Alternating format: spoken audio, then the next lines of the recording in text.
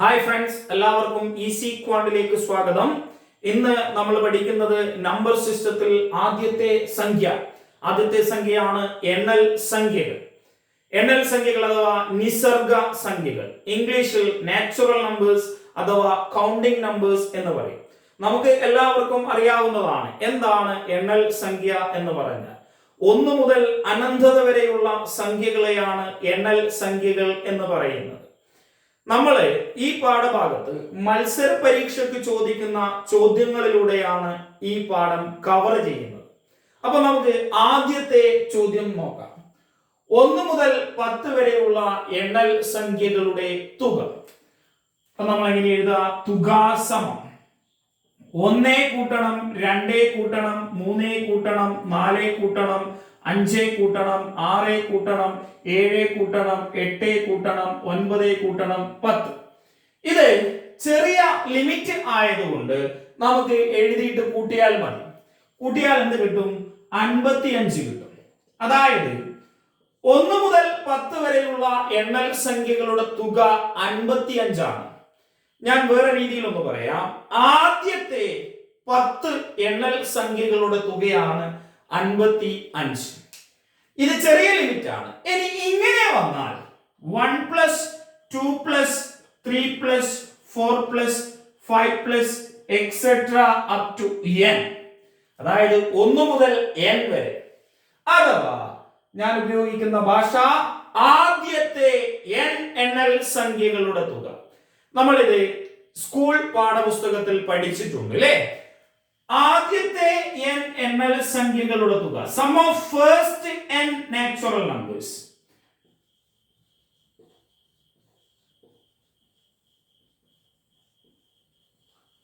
സമം n into n plus 1 divided by 2. എന്താണ്? Sum of first n natural numbers is equal to n into n plus 1 divided by 2. നമുക്ക് ആ ഒരു equation പ്രകാരം ഈ ചോദ്യം ഒന്ന് നോക്കാം. 1 മുതൽ 10 വരെയുള്ള എണ്ണൽ സംഖ്യകളുടെ തുക അഥവാ ആദ്യത്തെ 10 എണ്ണൽ സംഖ്യകളുടെ തുക. അപ്പൊ നമ്മൾ n-ന് പകരം എന്ത് കൊടുക്കുന്നു? 10 കൊടുക്കുന്നു. അപ്പോ തുകാസമം n is equal to 10 കൊടുത്തു. 10 into 10 plus 1 divided by 2.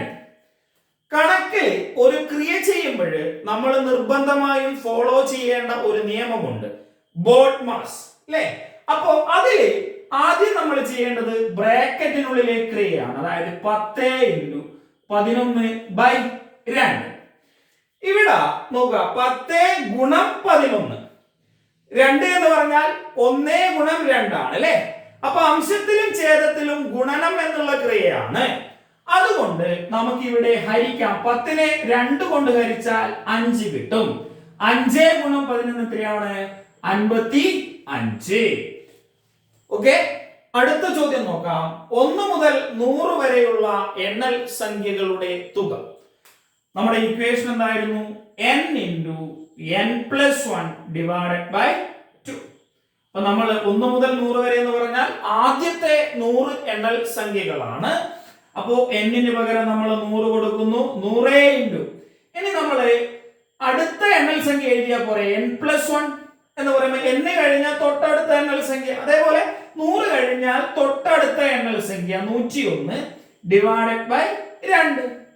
ഇനി നേരത്തെ പറഞ്ഞ പോലെ 100-നെ 2 കൊണ്ട് ഹരിക്കുന്നു, 50 എഴുതുന്നു. ശരിയല്ലേ? 50 into 101. 50 രൂപ 100 എണ്ണം ഉണ്ടെങ്കിൽ 5000 രൂപ അല്ലെ? 101 ഉണ്ടെങ്കിലോ 5050.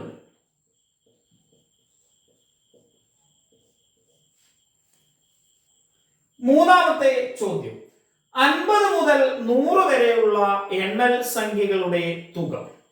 നമ്മൾ പഠിച്ചത് ആദ്യത്തെ n എണ്ണൽ സംഖ്യകളുടെ തുക കാണാനാണ്. ഇത് ആദ്യത്തെ n എണ്ണൽ സംഖ്യകളുടെ തുകയുടെ ഗണത്തിൽ വരുന്നതാണോ?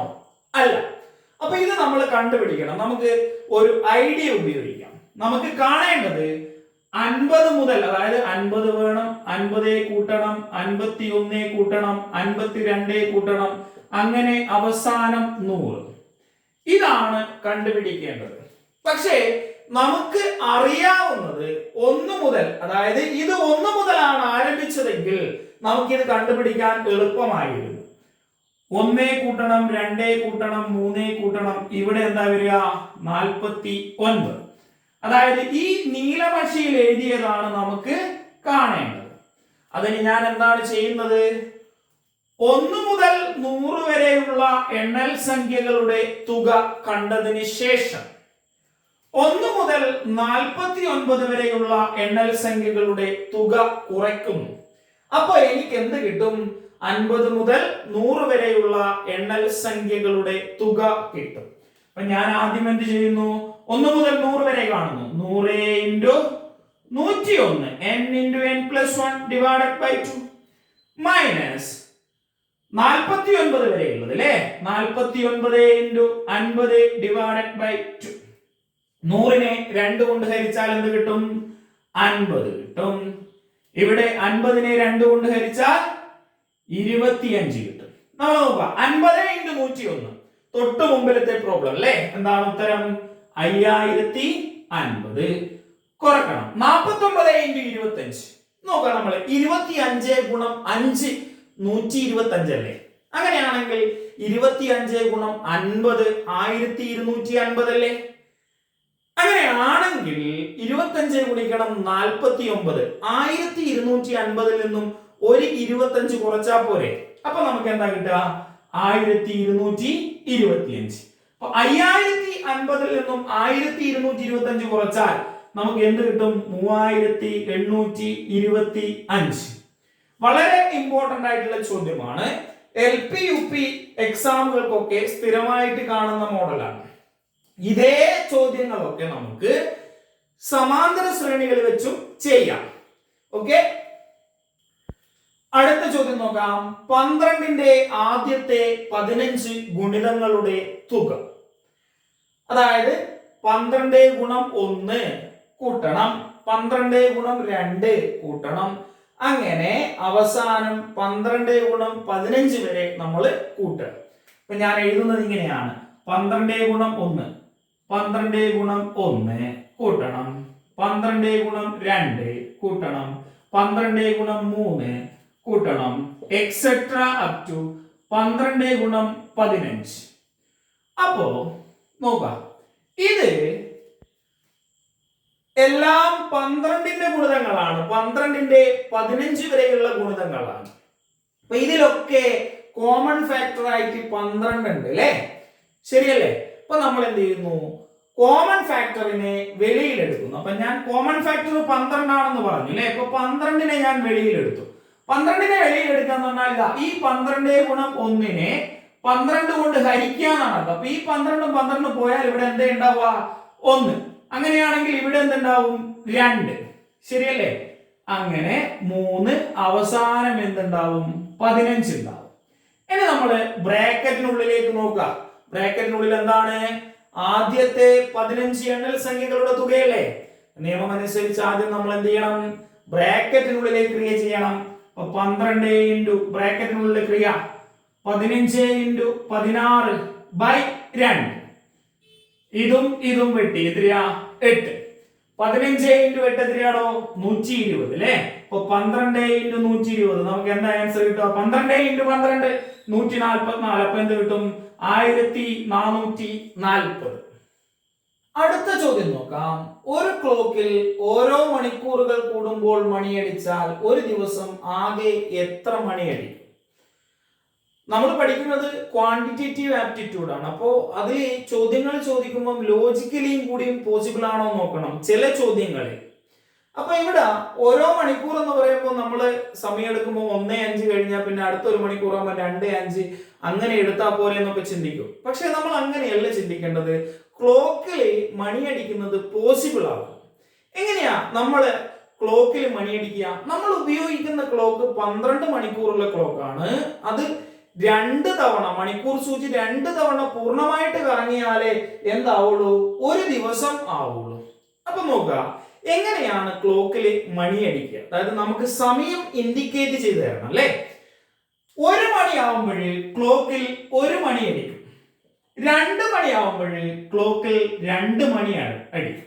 3 മണിയാവുമ്പോ 3, അങ്ങനെ 4 മണിയാവുമ്പോ 4, 5 മണിയാവുമ്പോ 5, 6 മണിയാവുമ്പോ 6, 7 മണിയാവുമ്പോ 7, 8 മണിയാവുമ്പോ 8, 9 മണിക്ക് 9, 10 മണിക്ക് 10, 11 മണിക്ക് 11, 12 മണിക്ക് 12. അങ്ങനെ 12 മണിക്കൂർ തീർന്നു. അപ്പൊ ഇത്തരത്തിലുള്ള 12 മണിക്കൂറുകൾ ചേർന്നാലേ ഒരു ദിവസം ആവുള്ളൂ അല്ലേ? ശരിയല്ലേ? അപ്പൊ ഇതിനെ നമ്മൾ എന്തുകൊണ്ട് ഗുണിക്കണം? 2 കൊണ്ട് ഗുണിക്കണം. നമ്മൾ ആദ്യം ബ്രാക്കറ്റിനുള്ളിൽ ക്രിയ ചെയ്യുന്നു. ബ്രാക്കറ്റിനുള്ളിൽ എന്താ? 1 മുതൽ 12 വരെയുള്ള എണ്ണൽ സംഖ്യകളുടെ തുക അഥവാ ആദ്യത്തെ 12 എണ്ണൽ സംഖ്യകളുടെ തുക. അപ്പൊ 12 × 13 അല്ലെ, n × n+1 ഡിവൈഡഡ് ബൈ 2. നമ്മൾ 12നെ 2 കൊണ്ട് ഹരിച്ചു, 6. 6 13 എത്രയാണോ? 78. 2 × 78 എത്ര കിട്ടും നമുക്ക്? 156. അപ്പോ ഇങ്ങനെ ചോദ്യം ചോദിക്കുമ്പോൾ നമ്മൾ ലോജിക്കലി പോസിബിൾ ആണോ എന്ന് കൂടെ നോക്കണം. അടുത്ത ചോദ്യം നോക്കാം.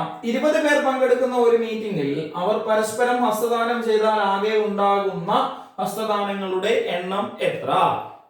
So there were 20 people in a meeting. Each and everyone have a shake hand with each other. Find the total number of shake hand occurred. എന്നതാണ് ചോദ്യം. അതായത് ഒരു മീറ്റിംഗിൽ 20 പേരുണ്ട്. നമ്മളൊന്ന് ആലോചിച്ച് നോക്കുക. 20 പേരുണ്ടെങ്കിൽ 20ാമത്തെ ആള് എത്ര പേർക്ക് ഷെയ്ക്ക് ഹാൻഡ് കൊടുക്കേണ്ടി വരും? 20ാമത്തെ ആള് 19 പേർക്ക് ഷെയ്ക്ക് ഹാൻഡ് കൊടുക്കണം അല്ലേ?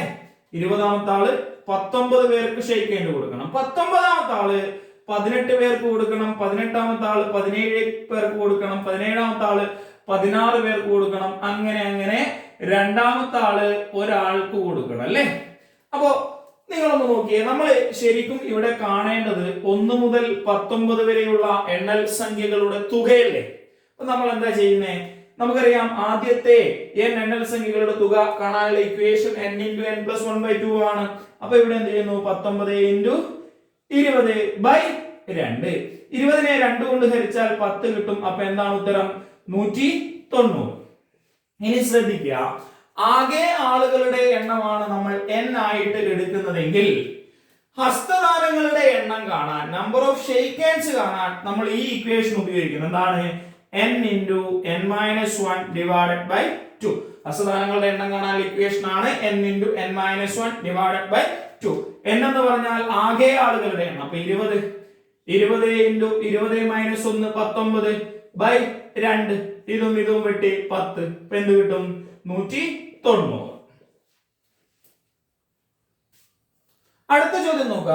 ഒരു വോളിബോൾ മാച്ചിൽ ടീം അംഗങ്ങൾ പരസ്പരം ഹസ്തദാനം ചെയ്താൽ ആകെ ഉണ്ടാകുന്ന ഹസ്തദാനങ്ങളുടെ എണ്ണം എത്ര? ഇപ്പോ തൊട്ടു മുമ്പ് ചെയ്ത പ്രോബ്ലം പോലത്തെ പ്രോബ്ലം അല്ല ഇത്. ഇത് ഒരു ലോജിക്കൽ പ്രോബ്ലം ആണ്.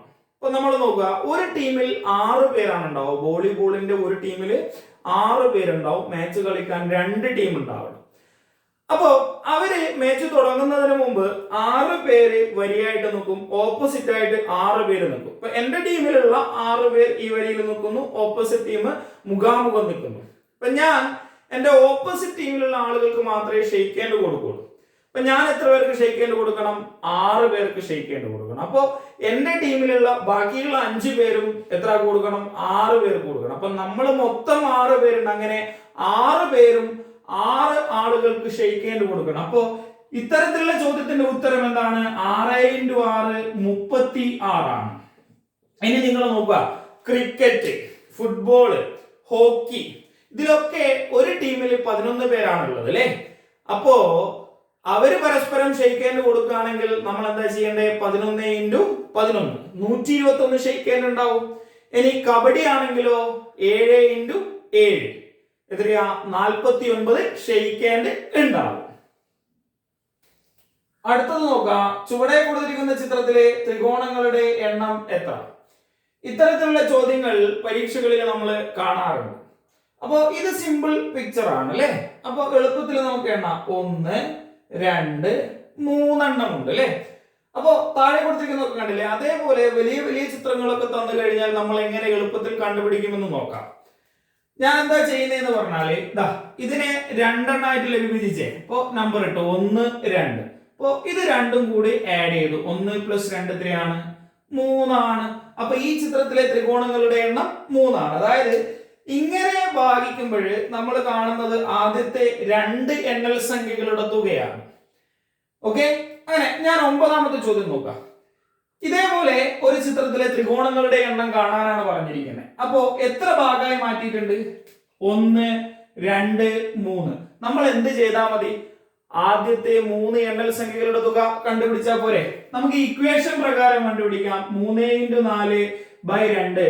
ഇതിനെ ഇത് വെട്ടി 3 2 6. അല്ലെങ്കിൽ ഇത് മുഴുവനായിട്ട് കൂട്ടുക. 1 + 2 + 3 എന്ത് തന്നെ കിട്ടും? 6 കിട്ടും.